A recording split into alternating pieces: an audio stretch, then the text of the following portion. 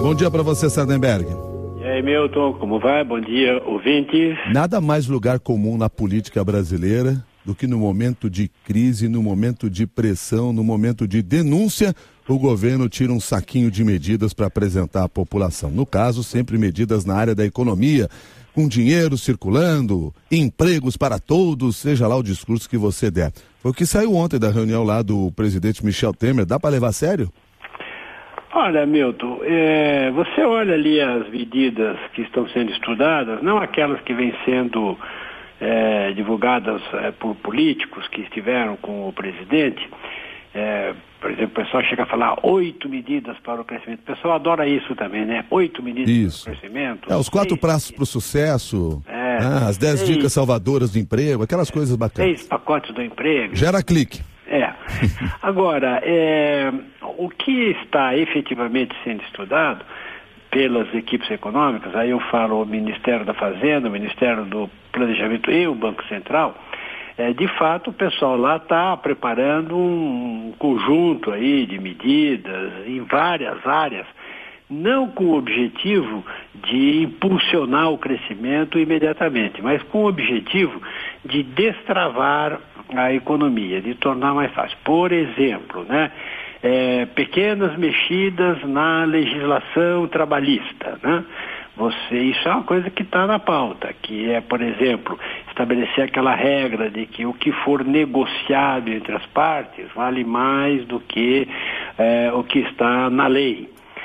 Estabelecer, por exemplo, aquele pessoal que trabalha um dia sim, dia não, por exemplo, funcionários que são contratados para serviços, para tarefas eventuais, tem uma complicação na legislação, entende? Tem também aquele programa que já existe, que pode ser ampliado, que é o programa que permite que que a empresa reduza a jornada de trabalho dos trabalhadores com a redução do salário, isso para evitar demissões, né? Então isso aí também está sendo estudado, isso aí já existe, esse programa. Por exemplo, na indústria automobilística tem um grupo expressivo de trabalhadores que está nessa condição, né? Que está com jornada reduzida e salário reduzido, e o governo paga uma parte dessa redução do salário. E há também trabalhadores no que eles chamam de lay-off, né? Que é trabalhadores que estão em casa, estão sem trabalhar enquanto a recuperação não acontece. No caso do Banco Central, também tem uma série de estudos em andamento do Banco Central para reduzir juros, por exemplo, né? Para reduzir juros. E agora, isso não é uma coisa assim que você vai dizer assim, amanhã os juros vão cair para o consumidor. Não tem nada disso. Quer dizer, tem medidas estruturais que vão mudar, certas regras do sistema financeiro. O presidente do Banco Central fala em mudar regras do cadastro positivo, que não está funcionando muito bem. Fala em estabelecer medidas de longo prazo para cair a taxa de juros. Então, você tem aí uma série de medidas que estão sendo estudadas e que deveriam ser implantadas com crise ou sem crise. Aliás, deviam ser implantadas há muito tempo, que são medidas que, facilitam a vida da economia, né? Facilita a vida das pessoas que estão fazendo negócio, que estão trabalhando, entende?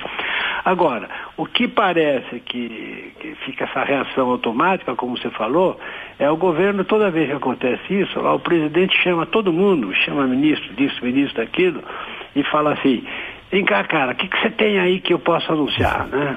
Eu estou aqui uma medida que vai permitir com que a pessoa tenha um acesso ao crédito e tal. Então, manda. Põe aí. Bota na lista. O que mais que você tem? Nós estamos estudando aqui uma flexibilização da legislação trabalhista. Então põe aí. Bota na lista. Entende? Então, por exemplo... Algumas entram em várias listas, né? Entram várias. Não andam, depois aí vai uma nova crise, aí entra na lista de novo. Exatamente.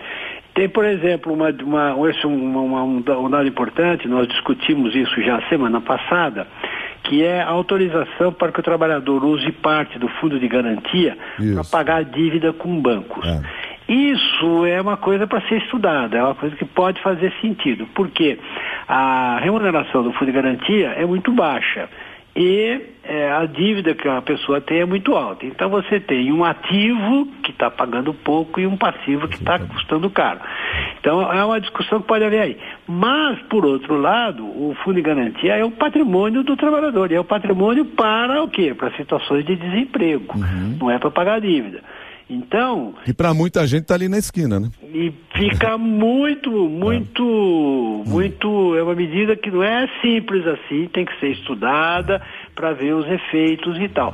Mara Luque citou aí vários economistas que estão propondo, por exemplo, que a pessoa ficar devendo para o Fundo de Garantia em vez de ficar devendo para o banco, por exemplo, entende? Então não seria... Porque seria uma dívida menor. Isso, não seria pegar o dinheiro do Fundo de Garantia e passar para o banco credor. Seria o sujeito ir lá no Fundo de Garantia, no seu próprio Fundo de Garantia, toma um empréstimo, paga o banco, isso vai direto, né, automático, vai para o banco, paga o banco, e aí fica devendo para o Fundo de Garantia, pagando em prestações mensais.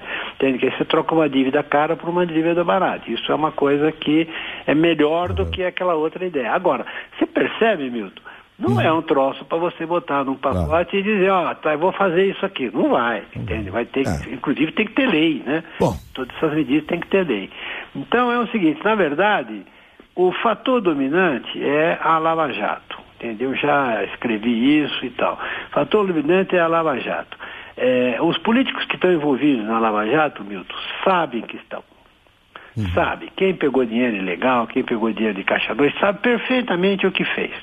E quando vê essas denúncias aparecendo, o que eles estão fazendo? Bom, inventar esse pacote econômico é quase uma confissão, né?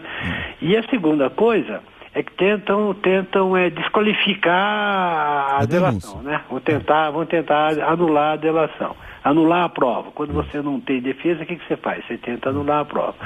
E a terceira coisa que deveriam fazer, e que não fazem, que é o seguinte, você está na Lava Jato, você está ali no governo, você está na Lava Jato, você sabe que está, você sabe que pegou um dinheiro ilegal. Sabe o que faz? Vai embora. Ah, meu amigo, mas daí... Vai embora. Essa daí é mais difícil deles fazerem. Essa é mais complicada. Se não fizer isso, o resto, olha, sabe o que vai acontecer? Vai aparecer uma denúncia, duas denúncias, 3, 4, o cara vai ficar se enrolando para defender, não foi isso, foi ilegal, porque na verdade foi, então vai ficar esse rolo. É o seguinte, Sardenberg, haja pacote de medidas para encobrir o pacote de dinheiro que eles pegaram. Exatamente. Muito obrigado, Sardenberg, até mais. Ou como diz uma colega nossa, jornalista, do ponto de vista do jornalista, se for uma delação por dia, nós estamos perdidos. Até mais, tchau. Vamos para o repórter CBN.